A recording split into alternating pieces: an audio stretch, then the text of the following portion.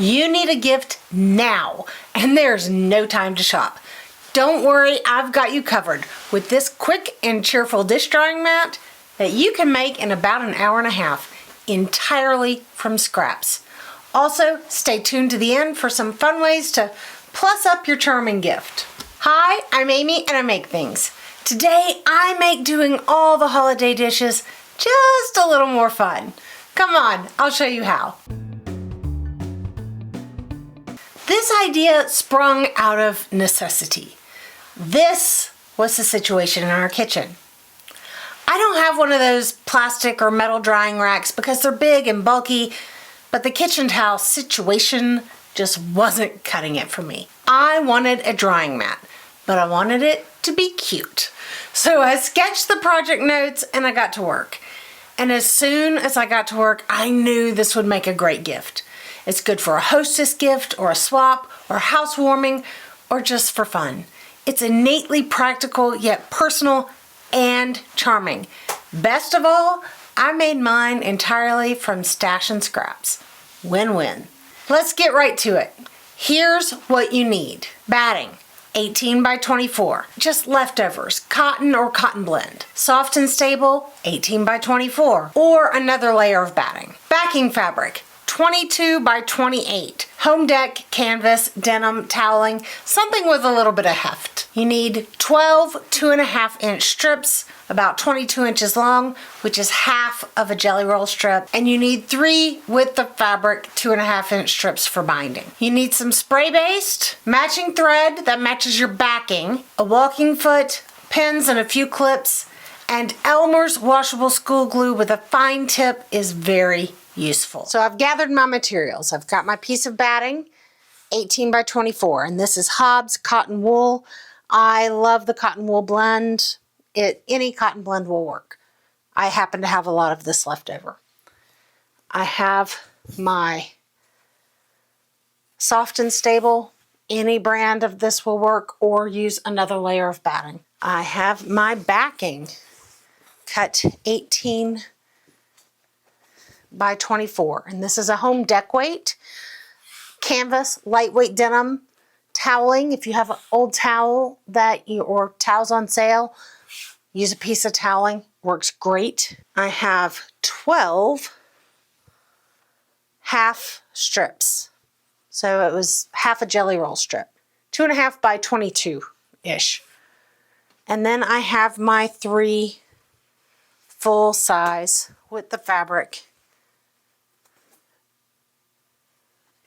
strips for binding. I have my June Taylor Quilt basting spray. I have a walking foot. I have pins, there's a lot here, but you just need a few, and a couple of clips, which are also over by my machine. And I have matching thread in my bobbin already. And something that's very handy, but not necessary, Elmer's washable school glue. And if you can find one of these fine point, I'll link them below, these fine point bottles, very handy. So now the first thing we're going to do, I'm going to put everything aside except for my strips and my 1 layer of batting. The soft and stable and the backing, they come later. So the batting is 24, and I am going to mark it straight down the center, which is going to be at 12. I'm going to mark my batting at 12 inches. I'm just using an Identa pen because it was what I had in my hand. You can use whatever you want. It's not going to show. It's absolutely inside. I wouldn't use something that's going to run. This won't run. Fuzzy. So this won't run, so it's easy to use.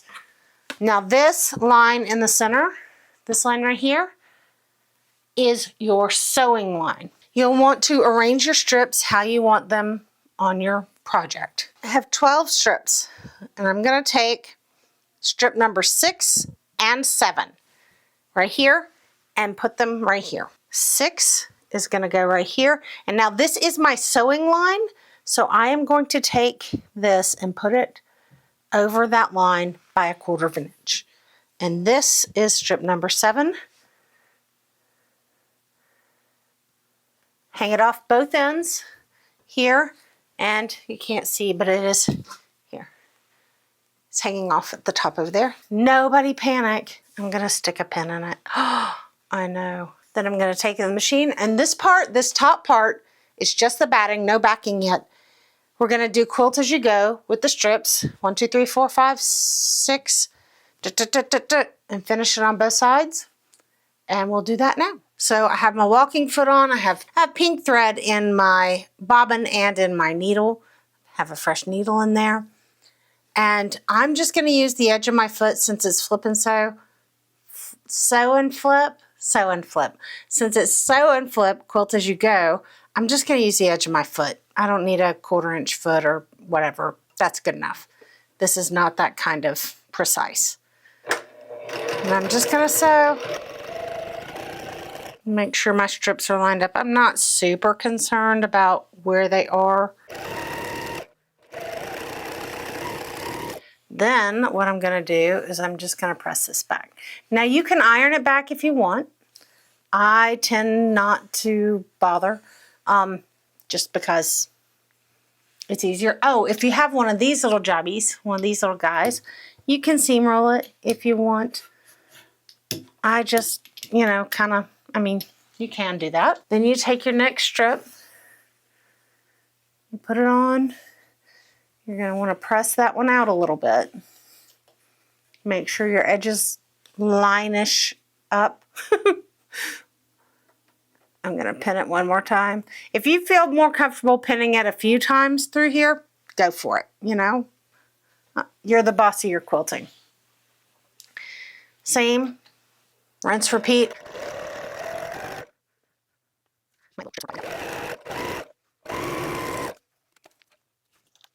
And you just do this all the way out this side.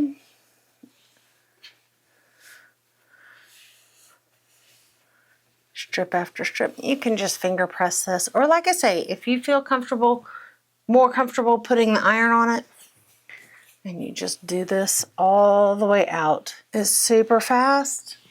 Use leftover jelly roll pieces or leftover pre-cut strips or strips you cut yourself.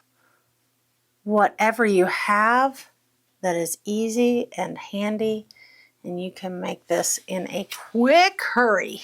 Right now, my last strip is going to overhang that little bit on the outside. That's perfectly fine. All right, this is not an exact science. If it were a little bit short, it'd be okay too. No big thing. Now, what I will do right here is I'll go ahead and press this one out. And it may be a little uneven, that's fine. I can see the edge of my batting right here. I can feel it. Just want to secure that guy so he's not out there flapping in the wind. Now we turn it around and we do the same thing from the other side. If your strips aren't exactly square or straight, you can fix it in the next step. Or you can not worry about it. Gives it a little whimsy. There again, my last strip is going to overhang my batting. Perfect. Now I'm going to take it to the cutting table and trim it up. And through the magic of television, voila, clean, neat edges. I just trimmed straight with the batting. The batting was straight enough for me. I'll lay it out here. It's straight enough. It's a dish drying mat. It's not, you know, don't get all hung up about it. Now, what I am going to do is I am going to go and I'm going to catch these little edges. And I am not at the edge of my pressing foot. I'm just inside it a little bit. See, just barely on the edge.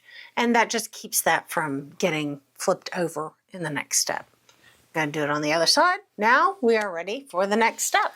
Okay, the next step is where our backing and spray basting come in. I'm going to put this piece aside for just a second. Lay my backing face up. All right, and you can press it if you need to, but I find once you stick it down with the spray baste, it's fine. All right, I'm gonna shake this well, and I'm gonna use just a little bit of spray basting on the foam. I'm gonna turn that over and press it to my backing, centering it a little bit. Now what I'm going to do is I'm going to flip this over. See, and here's where you smooth it out. And you can lift this. This stays workable for quite a while. You can lift this and smooth it right out. So you smooth that out. Just lift it and smooth those wrinkles out. Easy like pie. So this is my soft and stable. Again, because this is a little bit smaller than my soft and stable, I'm going to apply the spray base to it so I don't have any overhang of sticky stuff. Right? If you prefer pens, by all means, pen away or clip away, whatever's easy for you. Mine's a little askew. You see my line is a little askew, but that's okay. I can straighten it out. Here, I can pull and tug just a little. All right. Okay, so now for the next part, the next sewing bit. Because the top is already quilted, and we don't want it lumpy bumpy because then your dishes fall over, I am going to just join these layers. I'm going to join, I'll lengthen my stitch length. I'm going to stitch right down the center. I'm going to stitch 1, 2, 3 right here. 1, 2, 3 right here. And just stitch in the ditch.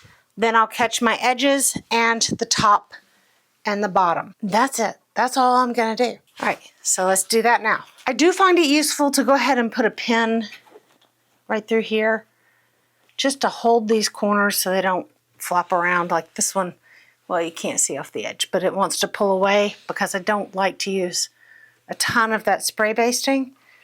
So I'm just going to put a pin in each of the corners, just like that. Now I'm going to start in the middle. I am going to lengthen my stitch to at least 3.5 because the soft and stable is really puffy and it really wants to spring back on you. So a longer stitch length and you're good to go. And I'm just stitching right in the ditch, just following my needle right here. Then I'm going to catch this edge. Again, the same as I did last time, I'm just going to use not the edge of my foot, but just inside it because I really want this, I want the stitching to hold. This line doesn't have to be super straight because it's getting covered up by binding. I'm going to flip it all the way around. There's my center stitching line. I'm going to count 1, 2, 3 and stitch right here and my edge. Now I am going to catch this edge because this stuff is a bugger to deal with in binding if you haven't got it squished down. So we're going to squish it down. Now what I'm going to go do is I'm going to trim right along the edge of this sewn line. Now is where your binding comes in, and this is where we use our Elmer's school glue in the little fine tip bottle. First though, I've got 3 binding strips. I'm going to use this one on either end. So I will go ahead and cut it across the middle. And then I'm going to use one of these on the top and one of them on the bottom. Doesn't matter which. I am going to attach it to the back and pull it to the front. And I'm going to use my easiest binding ever method. And if you've not seen that video, I will link it down below and in the cards. So go take a look at that. I think I'm going to update it for double fold binding soonly. But right now, I'm just going to show it without explaining it.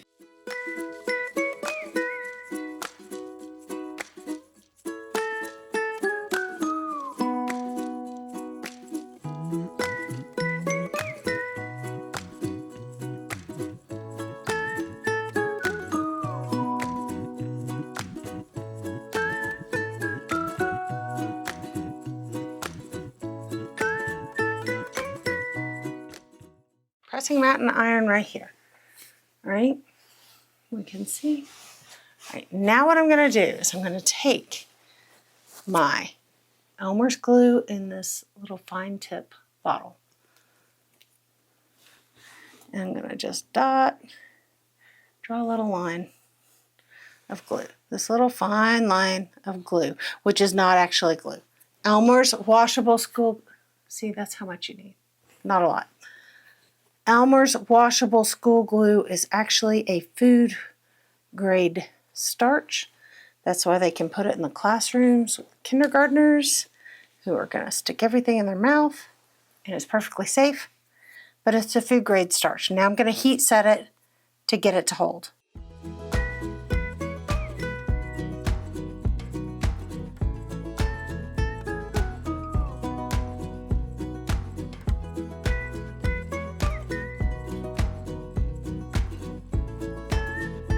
I'm going to top stitch this down. The glue is a tedious step, to be sure.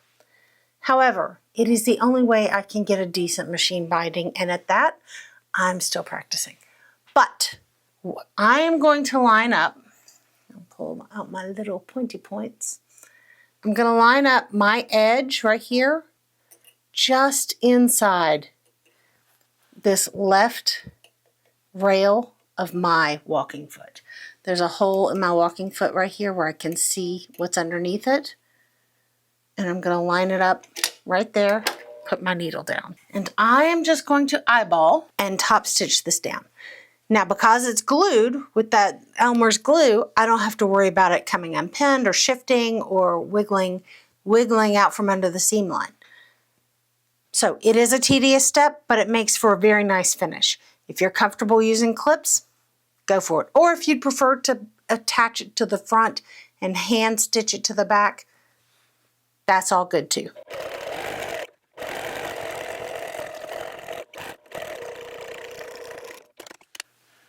And there you have it, a very nice, neat edge. And yes, it shows on the back, but I don't really care. Not for this. Sometimes I do care, so I hand bind. For this, it's just not that big a deal. Flip it around.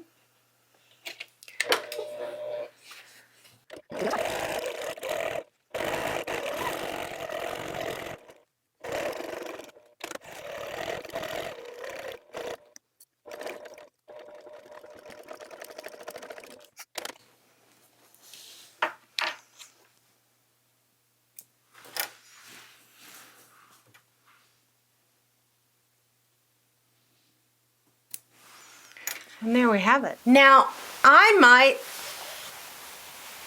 have gotten a little carried away. And then the back of this one. But I just love them so much. And I mean, seriously, doesn't this look nicer than those dish towels everywhere? Hit that like button if you agree. The versatility is endless. You can make them any size.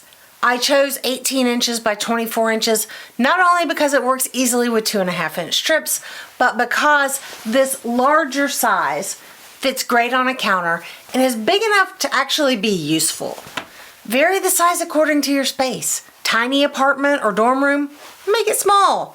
If you've got an RV or a camper, these are fantastic because it's lightweight and it stores easily. You can make them for holidays or with a favorite novelty print. Muppets, I'm coming for you next. You can make it neutral and sophisticated or farmhouse style. Your imagination is the only limit. Of course, you can make it with any size strips or just using a beautiful fat quarter.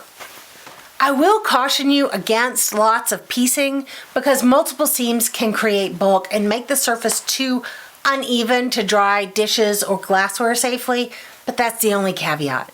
Your adorable handmade dish drying mat is a lovely gift, all on its own.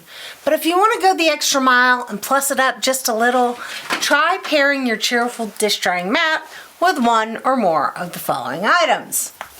Your favorite scented dish soap, One of my favorites is the Mrs. Meyer's Peppermint. A pack of these adorable Swedish dishcloths. These come in every style and color imaginable, and they're really fantastic in the kitchen. And then you just throw them in the laundry and they come clean. Another favorite is one of these bamboo or wooden scrub brushes. This is sisal and the head is replaceable and it's compostable. These are awesome and make a great gift all on their own. But pair it with your cheerful drying mat and doing the dishes just got a little bit more fun. Now, I'll link everything that I showed in the description, in the description box below. Be sure and check that out, and please subscribe and ring that bell. I'm posting every day in December and I don't want you to miss anything. I also don't want you to ever forget that you make the world more beautiful just by being in it. I'm Amy, and I'll see you next time.